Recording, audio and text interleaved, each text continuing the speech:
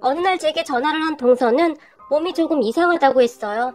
그렇게 찾아간 병원에서는 동서가 갑상선 암이라고 했어요. 가족 모두 많이 놀랐지만 가족들을 보며 그래도 갑상선 암이라 다행이잖아요? 라고 말하던 동서는 그저 한없이 밝은 사람이었어요. 암 치료를 하던 중에도 오로지 현석이와 현미 걱정만 하던 정말이지 한없이 좋은 사람이었어요. 동서는 씩씩했기에 수술도 잘 끝냈고 치료도 잘 해냈어요. 하지만 그저 씩씩한 줄만 알았던 동서가 수술을 받던 어느 날 형님, 이게 뭐라고 수술실 들어가는데 너무 떨리는 거 있죠? 저 잘못되면 우리 현석이랑 현미는 어떻게 하나 그 생각만 들더라고요. 말을 하기도 했어요. 그런 동서의 마음을 어찌 모르겠습니까? 세상의 모든 엄마는 항상 그러할 테니까 말이죠. 그리고 저는 너무나도 잘 알고 있습니다. 동서가 그런 마음을 이야기할 사람이 저밖에 없다는 것을 말이죠. 항상 씩씩한 척 용감한 척 하지만 동서는 많이 여리고 겁도 많은 사람이었으니까요. 그리고 그런 동서에게 제가 괜찮아, 무사히 잘 끝났잖아? 이렇게 무사히 돌아와줘서 정말 고마워 라고 말을 하던 순간 제 품에 안겨서 하염없이 눈물을 흘리던 동서를 저는 그저 가만히 안아주었습니다. 친정가족이 없는 동서는 저를 친정언니 대하듯이 했어요. 원래 제 성격은 말이죠. 찔러도 피 한 방울 나지 않을 것이다 라는 소리를 듣고 살던 그런 성격이었어요. 그러한 제 성격은 부모님의 영향을 받았는데요. 우리 부모님은 두 분 다 교사 출신이세요. 부모님은 공부를 정말 잘해서 수제 소리를 들을 정도였다고 해요. 물론 대학도 정말 좋은 대학을 졸업했고요. 그런 부모님은 오빠와 제가 공부를 못하는 것을 용납하지 않았어요. 그러니 우리에게는 오로지 1등밖에 없었어요. 2등은 절대 용납되지 않았으니까요. 오빠는 그런 부모님의 기대에 어긋난 적이 없었어요. 항상 1등을 놓쳐본 적이 없었으니까요. 하지만 저는 컨디션에 따라 성적이 들쑥날쑥했어요. 그래봐야 1등, 2등이긴 했지만 1등만을 인정하는 부모님에게는 수치일 수밖에 없었어요. 그런 환경 속에서 자라다 보니 감정을 드러내지 않는 것이 익숙했어요. 항상 완벽해야 했으니 감정보다는 이성적으로 행동을 해야 했으니까요. 그런 부모님 덕분에 저는 대학도 좋은 학교를 졸업했고 남편도 저와 같이 꽤 좋은 대학을 나온 사람이에요. 그렇게 괜찮은 회사에 입사를 하게 되었고 그곳에서 남편을 만나 결혼도 했고요. 남편은 학벌이나 직업 모두가 부모님이 만족할 만한 그런 사람이었으니까요. 다만 한 가지 부모님이 조금 마음에 들어 하지 않는 부분이 있었는데 그건 남편 동생 부부, 그러니까 서방님과 동서였어요. 서방님과 동서는 우리보다 먼저 결혼을 한 상태였어요. 서방님은 지방에 있는 대학을 졸업하고 직업도 중소기업을 다니고 있었거든요. 거기다 동서는 집안 형편 때문에 대학을 가지 못했다고 했어요. 동서는 아픈 어머니와 함께 살았었는데 동서가 결혼하고 나서 얼마 되지 않아 동서 어머니가 돌아가셨다고 했으니까요. 그렇게 우리 부부 상견례를 하던 날 서방님 부부를 본 우리 부모님은 많이 놀라워했어요. 아니 형하고 동생하고 어쩜 그렇게 다를 수가 있어? 아빠가 못마땅하다는 듯이 말을 했고 그러니까요. 생긴 것도 정말 많이 다르잖아요. 한 뱃속에서 나왔는데 어쩜 그리도 다른 건지 엄마가 이해할 수 없다는 표정으로 말을 했거든요. 상견례가 끝난 뒤 부모님은 동서 부부를 정말 못마땅해 했으니까요. 그리고 그런 말을 듣고 있던 제가 그럼 저 결혼하면 안 되는 거예요? 라고 부모님에게 물었어요. 지금 생각해보면 얼마나 한심했었는지 말이죠. 그때 당시 모든 것을 부모님이 만들어준 틀 안에서 살았던 저에게는 그것이 당연한 것이었으니까요. 하지만 그런 부모님은 우리 남편은 마음에 들었던지 우리는 결혼을 하게 되었고 신혼여행 후 시댁에 갔는데 시어머니와 동서가 음식을 많이 준비해놨었어요. 형님 좋아하는 음식이 뭔지 몰라서 이것저것 만들어봤는데 어떻게 입맛에 맞을지 모르겠어요. 동서가 활짝 웃으며 말을 했어요. 그래, 네 동서가 며칠 전부터 준비하느라고 고생 많았다. 시어머니도 옆에서 그런 동서를 거들었어요. 그런 시어머니에게 네, 고맙습니다. 라고 정중하게 인사를 했어요. 한참 뒤에 동서가 그때 제 표정과 말투를 표현하기를 형님, 그때 저는 형님이 로봇인 줄 알았어요. 라며 깔깔거리고 웃기도 했으니까요. 제 성격은 그랬어요. 굉장히 까칠하고 딱 할 말만 하는 그런 사람 말이죠. 하지만 동서는 저와는 정반대였다고 보시면 될 것 같아요. 항상 깔깔깔거리며 웃었고 정이 참 많은 사람이었어요. 처음에 그런 동서의 모습에 제가 참 많이 놀랐었는데요. 우리 부모님은 항상 저한테 그렇게 소리내서 웃거나 울면 안 된다고 가르쳤거든요. 한동안은 그런 동서로 인해 제가 스트레스를 받을 정도였으니까요. 사실 마음속 깊은 곳에서는 많이 배우지 못해서 그런 거야 라는 생각도 없지 않았고 말이죠. 하지만 동서는 대단한 사람이었어요. 그 로봇 같기만 하던 저를 점점 변화시켰거든요. 결혼은 얼마 되지 않아 뱃속의 아이가 그만. 아무리 로봇 같은 저였지만 산부인과에서 괜찮다고 했었는데 어느 날 갑자기 그렇게 되어서 너무 무섭고 어찌해야 할지를 모르겠더라고요. 눈물이 나왔는데 꾹 참았어요. 감정 표현을 하는 것은 좋은 것이 아니라고 배웠으니까요. 그렇게 병원에 누워 있었는데 동서가 형님, 울고 싶을 때는 울어도 돼요. 지금 형님 마음 많이 아프잖아요. 그럼 소리내서 울면 좀 가벼워져요. 라며 제 손을 잡았어요. 하지만 저는 그런 동서의 손을 매몰차게 뿌리쳐버렸고 말이죠. 누군가 제 몸에 손을 대는 것에 익숙하지 않았어요. 그때까지 동서는 저에게 남이었으니까요. 하지만 동서는 놀라지 않고는 저도 한번 그런 경험이 있어서 형님 마음이 이해가 돼서 그래요. 저는 엄청 울었거든요. 근데 형님은 참 이상해요. 지금 형님 눈에 눈물이 가득한데 그것이 나오지 않게 하려고 노력하는 사람 같아요.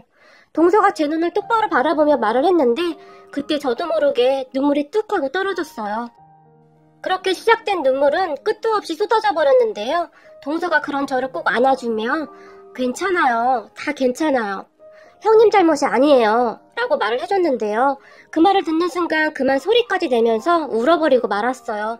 병문안으로 왔던 우리 부모님은 누워있던 저를 보며 아니 너는 어떻게 했길래 이러니 그래? 책 안 봤니? 그러니까 모든 것을 철저히 공부했으면 이런 일이 없었을 거 아니니? 사돈이 뭐라고 하겠니? 너한테 실망했다. 라는 말을 하고는 가버렸거든요. 그리고 엄마에게 그 말을 듣던 그 순간 저는 이 모든 것은 내가 잘못해서 그렇다는 죄책감에 사로잡혀 있었어요. 그런데 동서는 제 잘못이 아니라고 했어요. 그러니까 다 괜찮다고요. 그렇게 동서와 저는 부둥켜 안고 한동안 눈물을 흘렸어요. 동서와 저는 그렇게 친해지게 되었어요. 학벌만 좋으면 뭐 하겠습니까? 공부밖에 할 줄 아는 게 아무것도 없었으니까요. 제가 보기에 동서는 저보다 훨씬 똑똑한 사람이었어요. 가족들을 항상 살뜰히 챙겼고 그런 동서는 가족들에게 없어서는 안 되는 그런 존재였어요. 그랬던 동서가 그렇게 떠나갔으니 남아있는 우리들이 얼마나 힘이 들었겠습니까? 갑상선 수술을 한 동서는 한동안은 괜찮았어요. 하지만 그 이후 암이 여러 군데로 전이되었고 그 충격은 어마어마했어요. 아마도 동서는 그때부터 준비를 했던 것 같아요. 유난히도 저를 찾았거든요. 그러던 어느 날은 형님, 혹시 말이에요. 제가 잘못되면 우리 현석이 현미 말이에요. 형님이 간간히 들여다봐 주실래요? 형님 그래 주실 거죠? 동서가 간절한 눈빛으로 제 손을 꼭 잡으며 말을 했어요. 그런 동서를 보며 싫어. 동서가 해. 동서 엄마잖아. 무조건 이겨내야 해. 알겠지? 현석이 현미 봐서라도 그런 말 하지 마. 나는 못해. 안 할 거야. 그 순간 저도 모르게 동서에게 어리광을 부리듯이 그렇게 말을 했어요. 형님, 당연히 이겨낼 거예요. 하지만 혹시라도 말이에요. 그러면 형님이 그래주세요. 자주는 아니더라도 간간이라도 꼭 그래주세요. 형님 부탁할게요. 제가 믿고 부탁할 사람이 형님밖에 없어요. 그 순간 동서는 울음을 참지 못하고 눈물을 터뜨려버렸어요. 그런 동서를 보며 억장이 무너진다는 것이 이런 것이구나 라는 생각을 처음으로 해본 것 같아요. 하지만 동서는 그 이후에도 암을 이겨내기 위해 참 많이 노력했어요. 저는 그때쯤은 회사를 그만뒀는데 조카들도 챙겨야 했고 이래저래 할 일이 참 많았어요. 무엇보다도 그때 당시에는 그저 동서를 살려야 한다는 그런 생각밖에 없었어요. 회사에 사표를 냈다는 말을 들은 우리 엄마가 네가 제정신이니? 그 좋은 자리를 왜 그만둬? 너는 도대체 생각이 있는 거니 없는 거니? 라고 노발대발했지만 엄마 내 인생이야. 내가 알아서 해. 라고 말을 했는데 아마도 제가 태어나서 처음으로 우리 엄마의 말을 거역한 것이 아니었나 싶네요. 저는 그때쯤 제 인생을 돌아보게 되었거든요. 그리고 무엇보다도 저는 제 직업 자체가 싫었어요. 단지 부모님이 하라고 해서 했던 것일 뿐 항상 맞지 않는 옷을 억지로 입고 있는 그런 기분이었어요. 그걸 깨닫게 해준 것도 동서였고 말이죠. 그렇게 고민하고 고민하던 사표를 한순간에 내버렸는데 속이 그렇게 시원할 수가 없었어요. 회사에 사표를 내고 시어머니와 동서를 챙겼어요. 동서 병원에 가서 수다를 떨고 조카들을 챙기고 저는 오랜만에 생기를 찾은 듯 했어요. 하지만 동서는 점점 시들시들해져갔어요. 항암 치료가 정말 힘들거든요. 항상 밝기만 하던 동서마저도 웃음을 잃어갔으니까요. 동서는 점점 야위어갔고 무엇인가를 느끼고 있었던 것 같아요. 저만 보면 형님, 그때 제가 한 약속 기억하시죠? 우리 현석이 현미 라며 말을 잊지 못하기도 했으니까요. 그러다 어느 날 동서가 제 손에 작은 열쇠 하나를 쥐어주며 형님, 제가 믿을 사람이 형님밖에 없어요. 형님도 알다시피 제가 친정에 있는 것도 아니고 형님밖에 믿을 사람이 없어요. 라며 눈물을 글썽거렸는데요. 우리 집 옷장 첫 번째 칸 맨 밑에 이불을 치우면 상자가 하나 있을 거예요. 형님이 잘 보관했다가 현석이 현미 결혼할 때 전해주세요. 그리고 엄마가 정말 많이 사랑했다고, 엄마가 항상 함께 있다고 꼭 좀 전해주세요. 동서는 말을 채 잊지 못하고 눈물을 쏟았어요. 동서, 제발 이러지 마. 동서가 이러니까 나 무서워. 제가 덜덜 떨리는 손으로 그런 동서를 꼭 끌어안았는데요. 형님이 우리 형님이라 저는 참 좋았어요. 라며 다시 활짝 웃었어요. 동서는 너무나 착하디 착했던 사람, 그저 생각만 해도 눈물이 나는 그런 사람이었어요. 동서는 그렇게 얼마 후 눈을 감았어요. 눈을 감는 순간에도 동서는 저에게 아이들을 부탁했어요. 제가 뭐라고, 정말 부족한 저에게 동서는 너무나 큰 숙제를 남기고 떠나갔어요. 그리고 저는 그런 동서와의 약속을 지키기 위해 참 많이 노력 중입니다. 조카들이 외롭지 않도록 항상 챙기고 있어요. 이미 친정가족들과는 거리를 두고 살고 있었고 저도 외로운 건 마찬가지였기에 조카들과 저는 서로 의지를 하며 살고 있었어요. 다행히 조카들은 저를 참 잘 따랐어요. 조카들은 무슨 일만 생기면 저를 찾았어요. 사실 저희 집에 와서 자고 간 적도 한두 번이 아니었으니까요. 친정 가족들은 그런 저를 보며 모질이라고 하기도 했지만 제가 조카들만 돌보는 것만은 아니었어요. 저도 조카들에게 많이 배우고 있었거든요. 그러다 어느 날 서방님이 재혼을 하겠다며 지금의 동서를 데리고 왔어요. 동서는 결혼을 했다가 아이 없이 이혼을 했다고 했는데 치장하는 것을 굉장히 좋아하는지 화장부터 옷까지 정말 어마어마했어요. 사실 저는 처음부터 인상이 좋지는 않더라고요. 하지만 서방님은 이미 마음을 굳힌 것인지 재혼을 하겠다고 했고요. 시부모님들도 정말 마음에 안 들어 했지만 그리 우겨대니 방도가 없더라고요. 다만 우리 남편만이 현석이 현미는 어떻게 할 건데 같이 키우겠다는 거야? 라며 불만 섞인 목소리로 물었어요. 그 말에 서방님은 당연하지, 내 자식인데 내가 키워야지 라며 큰 소리를 쳤고 말이죠. 그렇게 서방님은 재혼을 했어요. 둘 다 재혼이었기에 우선 혼인신고는 하지 않고 살고 있었어요. 그런데 문제는 서방님이 재혼을 한 뒤로는 조카들을 자주 볼 수가 없었어요. 동서가 그렇게 싫어했나 보더라고요. 저는 그저 조카들이 걱정될 수밖에 없었는데요. 그런 저를 보던 남편이 너무 그렇게 관여하면 기분 나쁠 수도 있어. 그러니까 약간은 거리를 두고 살아야지 라며 말리기도 했어요. 남편의 말이 틀린 말이 아니었기에 저도 노력을 했는데요. 정말 이상했던 것이 조카들한테 전화조차도 잘 오지 않았어요. 하루가 멀다 하고 전화해서 쫑알쫑알 대던 조카들이 조용해서 제가 전화를 했는데 전화를 안 받더라고요. 그래서 어느 날은 서방님한테 전화를 해서는 서방님, 현석이랑 현미가 전화를 안 받는데 무슨 일 있는 거 아니죠? 제가 물었지만 형수님이 자꾸 그러니까 애들이 형수님만 찾아서 애들 엄마가 많이 힘들어해요. 형수님 마음은 잘 알겠는데 이제 애들 엄마도 있는데 조금만 이해 좀 해주세요. 라는 말을 했어요. 서방님 말이 틀린 말은 아니었기에 저도 그냥 그러려니 하고 있었는데요. 시어머니가 가끔 가서 봤는데 괜찮다고 했거든요. 그 말을 들은 뒤로 저는 잘 지내고 있나 보다 하고 잊고 있었어요. 그러다 어느 날 현미에게 연락이 왔어요. 큰엄마, 나 큰엄마 집에 가면 안 돼요? 라고 말이죠. 그런 현미의 말에 제가 놀라서 현미야 너 어디야? 라고 물었고 아파트 놀이터예요 라고 말을 했어요. 그렇게 놀라서 놀이터로 갔는데요. 저를 본 현미가 큰엄마 왜 우리 보러 안 왔어요? 라며 서럽다는 듯이 울었어요. 그런 현미를 데리고 나와서 피자를 사줬는데요. 큰엄마, 나 큰엄마 집에 가서 살면 안 돼요? 현미가 다시 물었어요. 그게 무슨 말이야? 그럼 엄마 아빠가 서운해하잖아. 제가 조카를 달랬지만 나는 그냥 큰엄마가 더 편한데 라며 조카가 시무룩한 채 말을 했어요. 그렇게 피자를 다 먹은 다음 제가 조카를 집 앞까지 데려다주고 왔는데요. 마음이 너무 아프더라고요. 그런데 문제는 그 다음에 일어났는데요. 조카와 피자를 먹고 온 사실을 동서가 알게 되었는지 동서에게서 전화가 걸려왔어요. 형님, 제가 웬만하면 이런 말 안 하려고 했는데요. 형님이 현석이 현미를 그렇게 끼고 사니까 저한테 엄마라고 부르지도 않잖아요? 저도 정말 힘든데 형님까지 왜 이러시는 거예요? 동서가 짜증 섞인 목소리로 말을 했고, 미안해 동서, 내가 생각이 짧았어. 그냥 너무 보고 싶은 나머지 라고 말을 하고 있었는데, 형님, 앞으로 이러지 마세요. 알만한 분이 도대체 왜 이러시는 거예요? 동서가 화를 내며 전화를 끊어버렸어요. 기분이 상당히 나빴지만 티를 내지 않으려고 노력했어요. 그러던 어느 날 드디어 사건이 터졌는데요. 가족들이 다 모여서 식사를 했는데 그날도 동서가 한껏 꾸미고 왔더라고요. 저는 도대체가 이해가 안 되었던 것이 서방님이 뭐에 홀려서 지금의 동서와 재혼을 한 것인지 조금 의아했는데요. 말투도 그렇고 행동도 그렇고 사실 많이 그랬거든요. 다들 상관하고 싶지 않아서 못 본 척 한 것이지 사실 우리 시어머니도 굉장히 못마땅해하고 있었어요. 그런데 그날 식사를 하는데 조카들이 제 옆에 딱 붙어서 같이 밥을 먹었어요. 둘째 현미가 김치를 위에만 먹고 이파리를 잘 못 먹어요. 그래서 고기나 그런 것들을 좀 잘게 잘라줘야 잘 먹어요. 그래서 저는 아무 생각 없이 현미에게 김치랑 갈비찜을 잘라주고 있었는데요.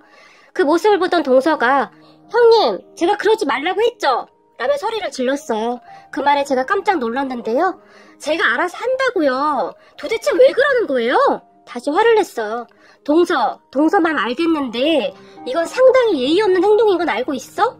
제가 동서에게 말을 했고, 형님이 먼저 시작한 거잖아요.